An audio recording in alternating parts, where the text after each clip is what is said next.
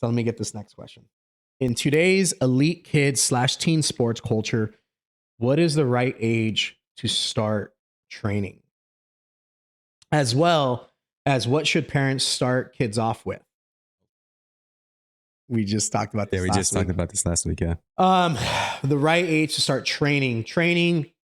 I'm going to assume he's talking about like speed, lifting weights, doing those different things. I'm just assuming that's what he meant by the question. So if it's, and that was Robert that asked that question. Training wise with strength conditioning, you can start that as I would say after puberty with the weights. Before puberty, I want them to learn how to have relative strength. So there's two types of strength. Relative strength is how strong you are relative to your own body weight. Can you control yourself? Can you do a pull-up? Can you do a push-up? Can I sprint? That starts in the beginning. That starts on the playground. We call it play, right? Yeah. Once they're a little older, then I'm going to start prioritizing the weight room a little bit more. Do I care about how big of a squat my 12-year-old has? No. Do I care that my deadlift of my 11-year-old is not double his body weight? Not really. Do I care that he could run fast, that he could jump, that he's elastic? Yes. Yeah. Do I care that my kids are twitchy? Yes. So with the training side of it, training is it's a small word that means it can mean a lot of different things, right? Yeah. But my definition of training is acquisition of stuff. You're putting stress on your body with the intention of trying to acquire something, power development. And this is important with the training. You have to be progressive, not aggressive. Let me explain what I mean by that. So everything has a prerequisite. So like, for example, if my 13-year-old, 14-year-old, maybe a freshman in high school, that'd be about 14, right? Freshman, eighth grade, ninth grade. That's usually when people start lifting weights and they've never been in the weight room. And like day one, they're like power clean. Or for me, how I got injured, overhead press. Complex movements that aren't beginner appropriate. Correct. And there's something called training age. Training age is something that if you're a trainer or coach, you want to find out their history of training to figure out where they're at. Yeah. Right. So I have this kid I train right now. He's been with me for a while and he's a senior and he never lifted weights in his entire life, like all the way until like 16, 17 years old. Yeah. First time ever. Where now, let's say I compare it to some of his other people he trains with, other kids I train, they started lifting weights when they were, 13 years old. I'm like, they have a 4-year head start on him. So could I make them both do the same workout? Absolutely not. Yeah. So you have to be progressive with training, not aggressive. And I find the biggest issue in the weight room with kids and how coaches, even parents approach it is they're trying to be aggressive. Like just push through it, all pain, no gain. They have this philosophy of like, if you're not crawling out of the gym, you didn't do it the right way. Ego lifting, right? So progressive means, do I have prerequisites? Do I even know how to hold the bar? Do I have a good base? Do I have good balance?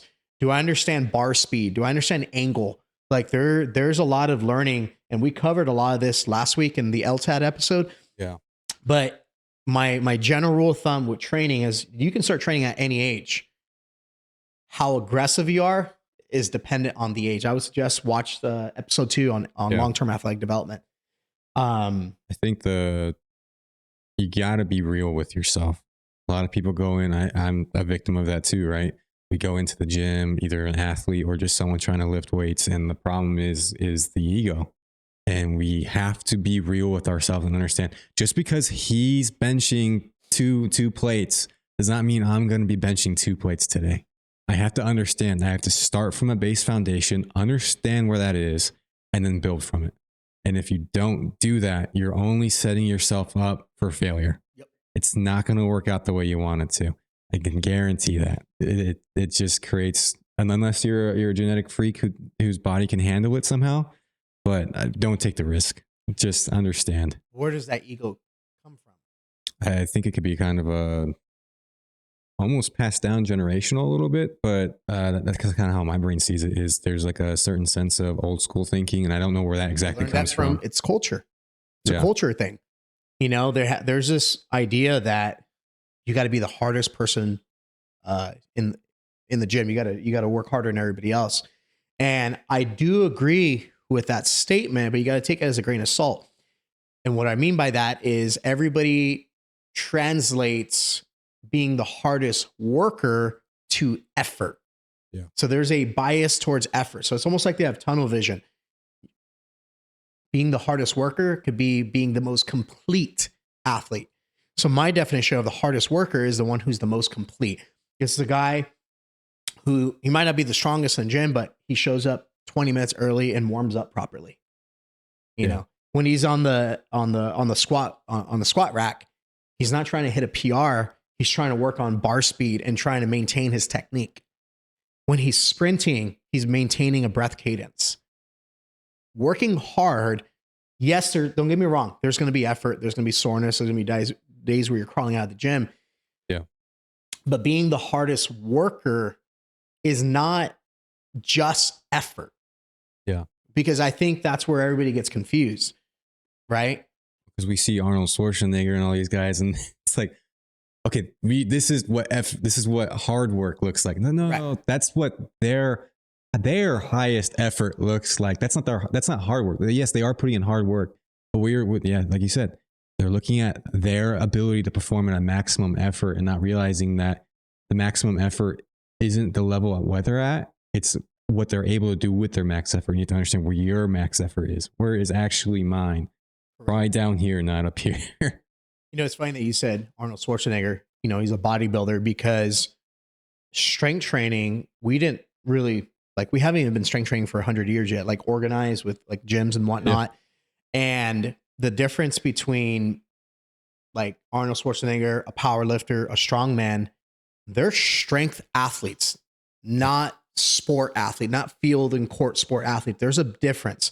The difference between a strength athlete is the training is the sport.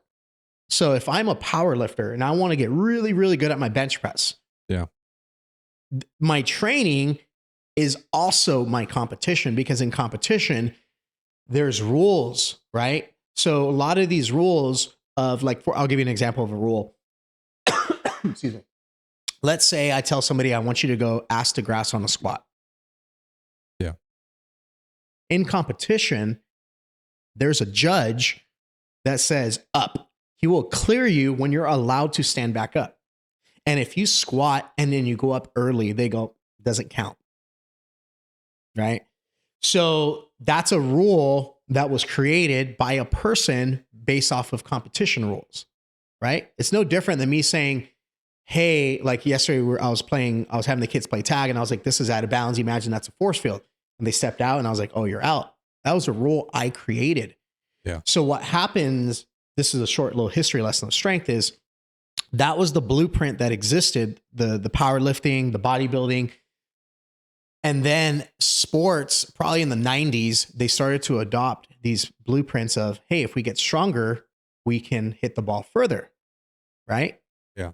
So we used the blueprint that was designed for a strength athlete, not a sport athlete. So what happens now with athletes, the athletes are getting better in the weight room. They're getting worse at sport. Because we talked about this in episode 1, I believe, where we were talking about how it's a specific motion towards training, right?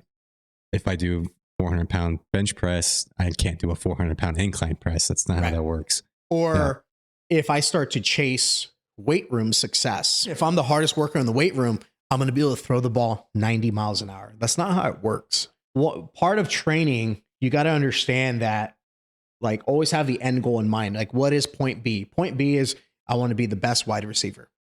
I want to be the best pitcher. I want to be able to throw hard.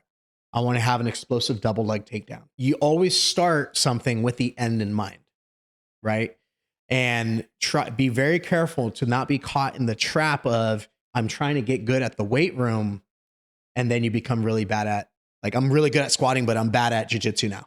And then we're trying to figure out why these kids in the Dominican Republic are coming and doing so well without using the weight room. Yeah. And it's like, well, it's because they're actually training to throw the ball. You're training to bicep curl 50 pounds. He's training to throw it 90 to 100 miles an hour. Yeah. So there's more specific in the proper way. There's a big difference between getting good at exercise and fitness versus getting good at being more athletic.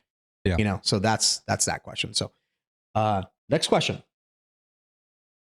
from Mimi. This is, what type of footwear should my kids wear? Oh, I love this question. I grew up playing basketball. So I remember being obsessed with like Jordans. You watch Michael Jordan, you know, you watch all these commercials. I got to be like Mike. And then you're like, I need some Jordans. I need some Jordans. It's going to make me jump higher. It's going to make me run faster. And then I remember when I was a kid going down the rabbit trail of like getting all these crazy basketball shoes. Right. And I started developing a lot of ankle issues. And when I was in high school, I swear, like once a month, I'd have like a high ankle sprain. And the way we would cure it, we would do some heavy taping and try and prevent the ankle from moving. So not to immobilize the ankle, right? Yeah. And then they'd be like, dude, you're not wearing the right shoes. You need the high tops because that gives you extra support on your ankle. Yeah. And I was like, all right. So I was, I had the heavy taping, and then on top of the taping, I had the ankle brace, and then I had the high top. Just teaching that ankle how not to move. You already know where I'm going with this. That's what we were taught. And I say as a kid, but sadly, this is still happening today. Everybody still goes like, oh, I know one coach, I won't say who it is, but he would have the kids tape their ankle even if they didn't have a bad ankle. No ankle sprain. They're not recovering from anything. We're like, hey, let's tape it up just because we want to prevent an injury just in case. So I said all that to say this. In my 20s, I'm 36. I developed plantar fasciitis in both my feet. For anyone who's ever had that, that's when you wake up in the morning, it's like walking on glass. So much pain. It's like a tear in the bottom of my foot, my fascia. Yeah. And it takes about a year to heal. Then I developed a lot of knee issues. This was all in my 20s. And I remember one time we used to do a football game with all the trainers at the gym. I was working at Gold's Gym at the time, and we would all meet at a local park, and we would just get after it and play football. Flag. It was like touch football, right? Yeah. And then, after 3 plays, it becomes tackle football. Yeah. And I remember it became a funny joke. So I was on a breakaway. I caught the ball. Boom. Open field. No one's in sight. I said, great. I'm getting a touchdown. I started exploding, right? I'm running full speed. And then I felt my foot and my knee and my hamstring, all of it locked up at the same time. And the guy that was on the opposite side of the field caught up to me. And everybody's like, dude, what happened? I was like, dude, I don't even know what's going on. I have no idea. Like my hamstring, my hip flexors were locking up. My groin was locking up. And then I was having that foot pain because at the time I didn't know what plantar fasciitis was. Yeah. Fast forward to about, 2014, 15. And then I started learning about like taking your shoes off. I was like in the gym. They're like, hey, you got to take your shoes off and you want to get the intrinsic muscles of your feet stronger. And I started doing that. I started feeling better. Still couldn't sprint. So I would say from the time I was 25 to 30, could not sprint without pain, without my knee hurting, without my foot hurting. Yeah. In 2017, 18, maybe, it's probably been about 6 years, I started wearing minimalists. If you don't know what a minimalist shoe is, it's a shoe that pretty much it simulates being barefoot. It's a barefoot shoe. So I have enough protection. I'm wearing it right now. I have enough protection on my feet to pretty much not like step on glass and like protect myself from sharp objects. Yeah. But like if I step on a rock, I can feel it. Your foot actually bends properly. Correct. Yeah. And now I sprint like twice a week. I can do an all-out sprint. 36. Nothing hurts. I can sprint. I'm elastic. I feel fast. I feel like I got the spring back in my feet. I ended up playing that basketball league I told you about when I was like 32, 33. And I remember the kids at school, because I was working with the high school, Temecula Valley High School at the time. They were like talking about vertical, and they're like, because we have the vertex and everyone was testing the vertical. They're like, how high can you jump? I was like, oh, no, not very high right now. I haven't been training it. And they're like, I was like, but I used to be able to get up on a 10-foot rim and I'm 5'7". And they're like, no, these high schoolers are like, no way. I said, okay, give me a month. I'm going to train it. And then I'm going to record it, because if it didn't happen on video, it didn't happen. Right. Yeah. I ended up doing it, and I got a video of me jumping up on a 10-foot rim with ease. But I credit all of that to allowing my feet to be in contact with the earth, allowing my feet to actually get stronger. I'm very against all shoes. If you know me personally, then you know that I wear minimalist shoes all the time. My kids wear minimalist shoes all the time. My wife wears minimalist shoes. And if you try to make my kids wear anything different, they don't want to. And the reason being is because our feet have so many nerve endings, kind of like the hands. Have you ever played that game at Christmas where you put the mittens on and then you try to like unwrap a present with like oven mittens on? Yeah. And it's like whoever opens the present in X amount of time can like. My family was more cruel. It was duct tape too. Oh, we did that. And you feel like an idiot. You're like, because you don't have fingers, you have oven mittens, and you're trying to open up this present and you're like, you can't. Yeah. So the way I look at shoes now is I look at it as the same thing as a foot coffin. Yeah. Another reason I don't like regular shoes now is because of the heel drop. So most shoes are going to have a really big high heel drop. So a heel drop is the height of the heel to toe. Yeah. So basketball shoes, really high. Running shoes, really high. And the reason it's high is because there's a lot of cushion.